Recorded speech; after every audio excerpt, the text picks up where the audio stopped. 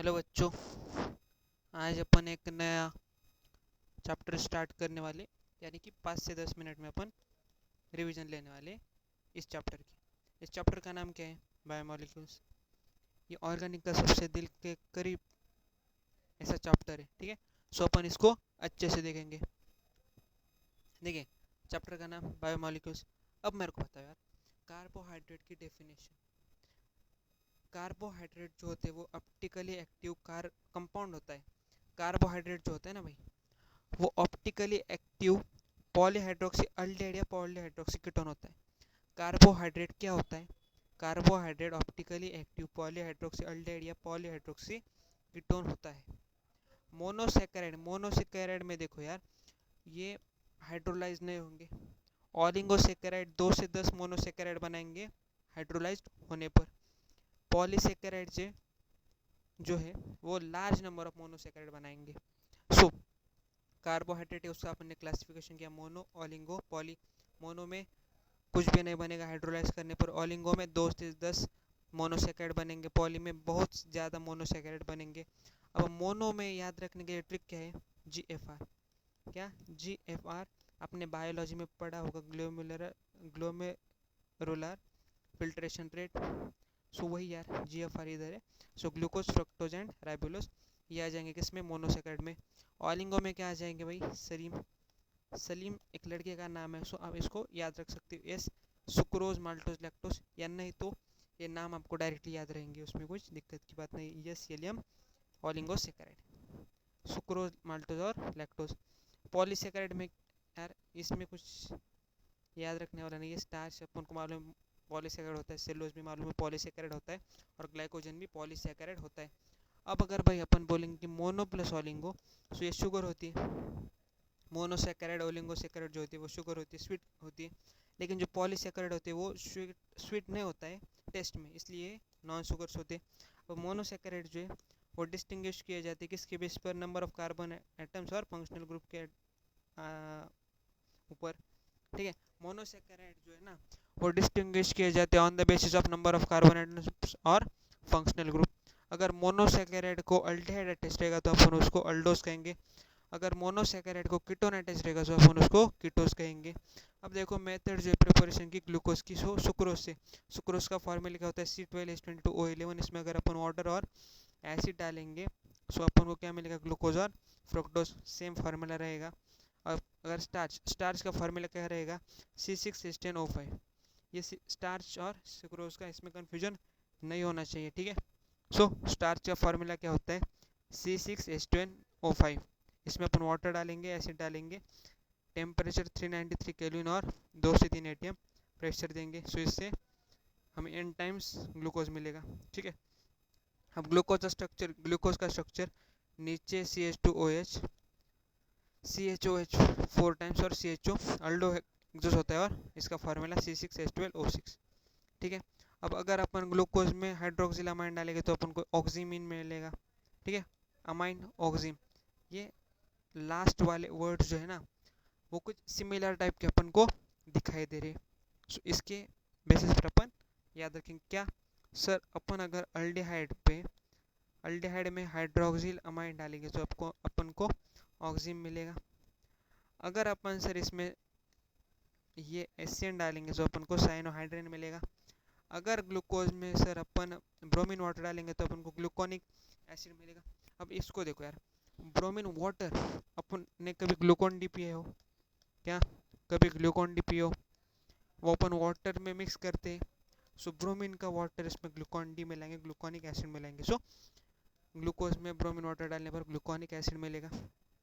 अगर भाई ग्लूकोज में नाइट्रिक एसिड अपन डालेंगे तो सैकेरिक एसिड मिलेगा, नाइट्रिक एसिड डालेंगे तो सैकेरिक एसिड मिलेगा, और CH3CO ट्वाइस और अगर डालेंगे तो ग्लूकोज पेंटासिडेट मिलेगा। क्या मिलेगा? ग्लूकोज पेंटासिडेट। ये से डालेंगे तो नॉर्मल हेक्सेन मिलेगा। सो ये बात मैंने इधर लिखी है कि अगर इसमें NH2H, ऑक्सीम, एसियन, cyanohydrin, bromine water, gluconic acid, concentrated HNO3 in the presence of it, saccharic acid, acidic anhydride, glucose पेंटासिड, ये स्टेप प्रोलॉन्ग डालेंगे तो नॉर्मल हेक्सेन। एग्जैक्ट जो स्पेशल अरेंजमेंट दी थी वो किसने दी थी? फ्यूचर ने दी थी। इधर 2H, इधर OH, इधर OH, लाइक दिस ये होता है। अब देखो ओपन चेन स्ट्रक्चर जो है ना, ओपन चेन स्ट्रक्चर, उसमें कुछ फेलियर आ गया क्या, 2,4-DNP टेस्ट नहीं दे रहा है, स्किल बेस्ड टेस्ट नहीं दे रहा है, NaCO3 के साथ टेस्ट नहीं दे रहा है, और ग्लूकोज पेंटासिटेट जो है वो रिएक्ट नहीं कर रहा है हाइड्रोक्सीअमाइन के साथ। ये कुछ इसमें लिमिटेशंस हो गई, ठीक है। ग्लूकोज को अपन क्या बोलेंगे, डी प्लस ग्लूकोज, ठीक है। अब इसमें देखो यार, ये ग्लूकोज का साइक्लिक फॉर्म वगैरह दिया है, ये आपको याद आ जाएगा। देखो alpha D glucose, beta D glucose. अगर भाई राइट साइड में कुछ आ रहा है सो अपन नीचे डालेंगे, लेफ्ट साइड में कुछ आ रहा है अपन ऊपर डालेंगे। ये हो गया ग्लूकोज का स्ट्रक्चर। ग्लूकोज के स्ट्रक्चर में क्या है, 6 कार्बन का, एक 6 कार्बन का, ठीक है। Alpha OH right, beta OH left, ठीक है। अल्फा में OH राइट को होता है यानी कि नीचे होता है, बीटा में OH लेफ्ट को होता है यानी कि ऊपर में होता है, ठीक है भाई। अल्फा में देखो, अल्फा में OH नीचे। अब ये यार, ये आपको फंडा मालूम होना चाहिए, alpha D glucose, beta D glucose. तो देखो फर्स्ट है ना, फर्स्ट में OH इधर और OH इधर, फर्स्ट कार्बन का अब कुछ बात नहीं करने का, ठीक है। अब आते अगली इस पर, अगली इस पर सब कुछ सेम, यानी कि देखो फर्स्ट में अल्फा और बीटा आएगा, सेकंड सेकंड पे H ऊपर, फिर H नीचे, फिर H ऊपर, फिर H नीचे, लाइक दिस। सो ऐसे हो जाएगा। देखो अल्फा है, अल्फा यानी कि OH नीचे रहेगा, H ऊपर, H नीचे, H ऊपर, H नीचे, लाइक दिस। और इस पे भी उसी तरह का। सो अपन पायरन का स्ट्रक्चर अपन को मालूम है, ऐसे पायरन का होता है। सो अपन इसको अल्फा डी पायरनोज भी बोल सकते हैं, और इसको भी बीटा डी पायरनोज बोल सकते हैं। अब कुछ डिस्टिंग्विशिंग कैरेक्टर है, कौन से, अल्फा ग्लूकोज और बीटा ग्लूकोज। अल्फा ग्लूकोज का मेल्टिंग पॉइंट 419 केल्विन, बीटा का 423। इसका बॉइलिंग पॉइंट जो है रूम टेम्परेचर के सेम होता है, और इसका बॉइलिंग पॉइंट वाटर के जैसा सेम होता है। अब प्रिपरेशन जो कॉन्सेंट्रेटेड सॉल्यूशन लेंगे ग्लूकोज का एट 303 केल्विन, और इसका क्रिस्टलाइजेशन करेंगे आप हॉट एंड सैचुरेटेड सॉल्यूशन के एट 371 केल्विन। अब देखो यार, बीटा डी ग्लूकोज और अल्फा डी ग्लूकोज में इसमें स्टेबल होता है बीटा डी ग्लूकोज। और देखो फर्स्ट कार्बन पे अगर कुछ कॉन्फर्मेशन चेंज होगा तो उसको अपन N ओवर A, यानी कि फर्स्ट नंबर पे आता है अल्फाबेट, सो फर्स्ट कार्बन पे होगा तो कौन, फर्स्ट कार्बन का चेंज होगा तो N ओवर, और अदर देन फर्स्ट होगा तो इपिमर, ठीक है। म्यूटा रोटेशन का होता है, स्पेसिफिक रोटेशन होता है alpha D glucose and beta D glucose changes over the time to reach the equilibrium, इसको कहते हैं अपन म्यूटा रोटेशन। फ्रक्टोज का स्ट्रक्चर देखो यार सर, CH2H नीचे, 2 OH इधर, 1 OH इधर, और like this. So chiral carbon इसमें होते हैं 3, रोटेशन इसका लियो, ग्लूकोज का डेक्स्ट्रो, मॉलिक्यूलर फार्मूला सेम है, और ये कीटो एग्जिस्ट होती है, ठीक है। अब इसमें देखो यार, ग्लूकोज जो है ना, ग्लूकोज उसमें ओपन स्ट्रक्चर में कायरल कार्बन 4, साइक्लिक में 5, ये निकाल के देखो यार आप, ठीक है। मैंने डायरेक्ट डाटा लिख दिया आपको, कुछ दिक्कत ना हो इसलिए। देखो ग्लूकोज जो है ओपन चेन में कायरल कार्बन 4, साइक्लिक स्ट्रक्चर में कितने, 5, फ्रक्टोज में ओपन चेन में 3, साइक्लिक में 4, एक एक कम हो जाएगा। एक याद रखो, साइक्लिक चेन में जो ओपन चेन है उससे एक कायरल कार्बन ज़्यादा होगा, और ग्लूकोज में 4, फ्रक्टोज में 3, ओपन चेन में ग्लूकोज में 4, सो साइक्लिक में 5, और फ्रक्टोज में ओपन में 3, सो साइक्लिक में 4। कायरल कार्बन का अपन अगर ऑप्टिकल एक्टिव कंपाउंड निकालने के तो 2n निकाल सकते अपन। और फ्रक्टोज का स्ट्रक्चर देखो भाई, अगर तेरे को निकाल इसको रिप्रेजेंटेशन में माइनस और ग्लूकोज में प्लस आ रहा है, ठीक, इस बात की कुछ दिक्कत नहीं चाहिए यार आपको। देखो यार, मेरे को निकालना है बीटा और अल्फा, सो ग्लूकोज के जैसा ही सेम फंडा इधर चलेगा, अल्फा यानी कि OH नीचे और इसमें OH ऊपर, और सिर्फ उधर H था सो इधर CH2OH रहेगा। कुछ तो यार अंतर चाहिए ना, चाहिए चाहिए ना। सो इसमें बीटा में OH ऊपर ही रहेगा, इसमें OH ऊपर ही, लेकिन नीचे CH2OH रहेगा उसके। और जो अगला अगला यानी इसमें थर्ड कार्बन है ना यार, सर ऊपर OH रहेगा, कौन से, बीच वाले कार्बन में यार। देखो ये बीच वाले जो है ना, इसमें ही इस चलेगा, OH ऊपर, फिर OH फिर OH, लाइक दिस, और इसमें CH2OH ऊपर रहेगा। ये आप थोड़ा सा दिमाग चलेगी इधर, ठीक है। So beta D minus fructose alpha D minus fructose, इसको फ्यूरन का स्ट्रक्चर लाइक दिस होता है। सो इधर अपन बोलेंगे फ्रुक्टोफ्यूरन, इधर बोलेंगे अपन फ्रुक्टोफ्यूरनेज, ठीक है। अब देखो ओलिगोसैकेराइड में डाइसैकेराइड जो होते हैं उसको उसके बारे में अपन को मेनली पढ़ना है। ग्लाइकोसाइडिक बॉन्ड क्या होता है, जो दो मोनोसैकेराइड को लिंक करेगा टुगेदर। सुक्रोज होता है लाइक स्ट्रक्चर, उसमें अपन पीछे देखा है कार्बन 1 और कार्बन 2 के बीच में इसमें ग्लाइकोसाइडिक लिंकेज होता है। किसमें, सुक्रोज में कार्बन 1 और कार्बन 2 में ग्लाइकोसाइडिक लिंकेज होता है। सुक्रोज जो होता है वो डेक्सट्रोरोटेटर रहता है, लेकिन उसमें अपन कुछ डालने मतलब ऐसे डालने पर लियो रोटेटरी होता है और डेक्सट्रोरोटेटरी होता है। जनरली लियो रोटेटरी कौन होता है, फ्रक्टोज, डेक्सट्रोरोटेटरी कौन होता है, ग्लूकोज, लेकिन इसमें वैल्यू जो होती है वो फ्रक्टोज की ज़्यादा होती है। सो जो डेक्सट्रोरोटेट शरीर से वो लियो बनेगा, इस वजह से इसको अपन इनोड शुगर कहते हैं। किसको, सुक्रोज को। माल्टोज जो होता है, माल्टोज उसमें कार्बन ग्लाइकोसाइडिक लिंकेज कार्बन और कार्बन 4, इसका फॉर्मूला ये होता है C12H22OLN। सुक्रोज, माल्टोज और लैक्टोज फॉर्मूला सेम होता है, क्योंकि मालूम है तीनों के दोनों आइसोमर होते हैं।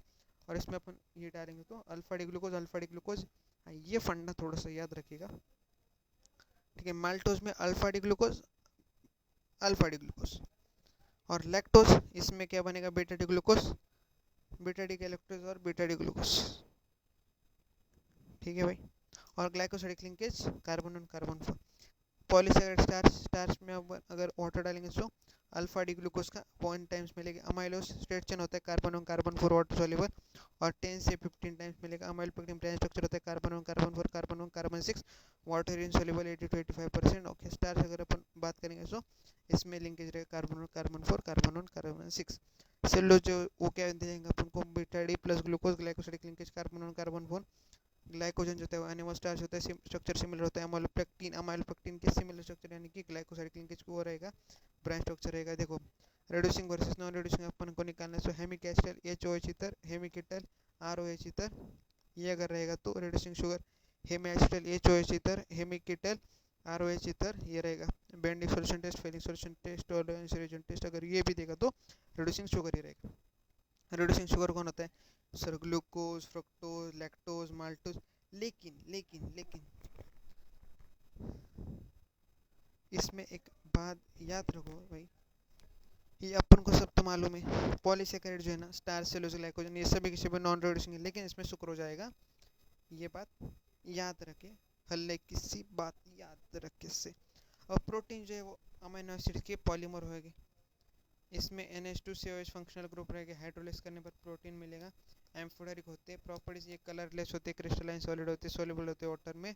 इसका मेल्टिंग पॉइंट हाई होता है, सॉल्ट की जैसे भी वो करते हैं। कार्बोक्सिलिक एसिड से अपन एक्सप्रेस निकालते हैं, NH2 डाइपोलर, झूठा अपन को मालूम है कॉन्फ़िगरेशन ये होता है, ठीक है। प्रोटीन का कॉन्फ़िगरेशन कैसा होता है, एल कॉन्फ़िगरेशन होता है। इसमें 20 अमीनो एसिड होते हैं, उसमें 19 जो होते हैं ऑप्टिकली एक्टिव होते हैं, लेकिन ग्लाइसिन जो होता है उसमें सिर्फ और सिर्फ ऐसे लगता है जो ऑप्टिकली इनएक्टिव होता है। प्रोटीन जो होते हैं अमीनो एसिड पेप्टाइड बॉन्ड कौन सा होता है, C डबल बॉन्ड ONH, ये पेप्टाइड बॉन्ड है। डाइपेप्टाइड जो है, डाइपेप्टाइड यानी कि दो पेप्टाइड बॉन्ड नहीं भैया। अब भैया एक बात याद रखो यार, एक बात जो है ना भाई, उसमें बहुत बच्चों को कंफ्यूजन होता है। वो बात क्या है कि डाइपेप्टाइड, क्या डाइपेप्टाइड, ये वर्ड आने पर अपन को क्या लगता है कि सर दो पेप्टाइड है ना, दो पेप्टाइड को उन्होंने क्या किया, डाइपेप्टाइड। सो ये बात गलत है। दो अमीनो एसिड के बीच में जो पेप्टाइड बॉन्ड है उसे अपन डाइपेप्टाइड बॉन्ड कहेंगे, ना कि दो पेप्टाइड बॉन्ड को। प्रोटीन जो 100 अमीनो एसिड से ज़्यादा ज्वाइंट होंगे और उसका मॉलिक्यूलर 10,000 AMU रहेगा। एक्सेप्शन क्या है, इंसुलिन, इसमें 15 अमीनो एसिड से रहते। प्रोटीन जो होते फाइब्रस और ग्लोबुलर, ठीक है। फाइब्रस में पैरेलल और हाइड्रोजन बॉन्ड और सल्फाइड बॉन्ड से, डाइसल्फाइड बॉन्ड से रहेगा। फाइबर फाइबर यानी कि इनसोल्यूबल रहेगा, ग्लोबुलर सोल्यूबल रहेगा, ठीक है। इस पे लिखा स्ट्रक्चर बनाएगा। अब देखो इसमें एग्जांपल यम के मायोसिन केराटिन, और इसमें AI। देखो ग्लोबल है, ग्लोबल ग्लोबल में आज राज किसका है, AI का है।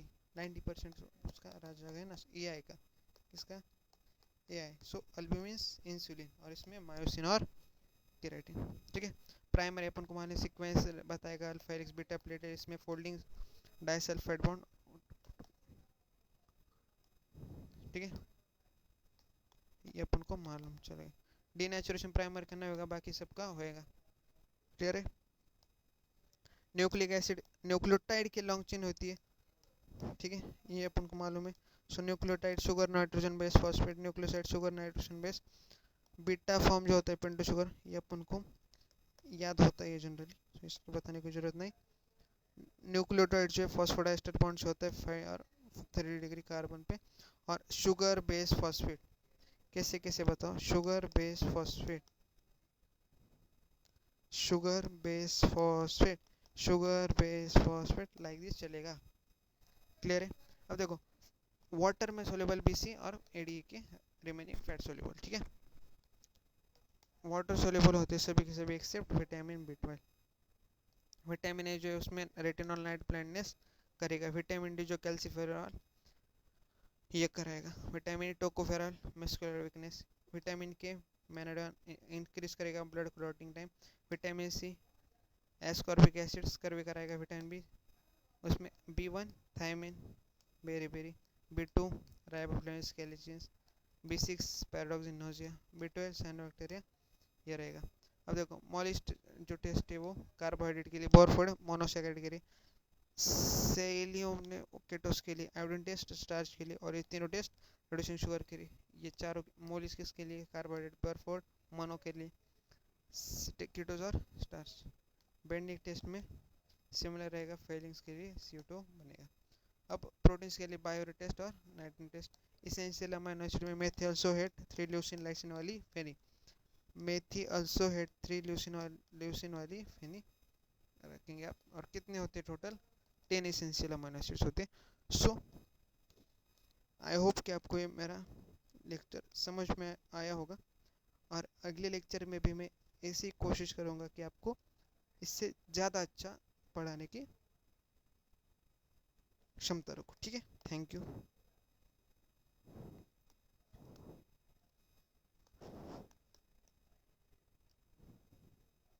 Thank you friends.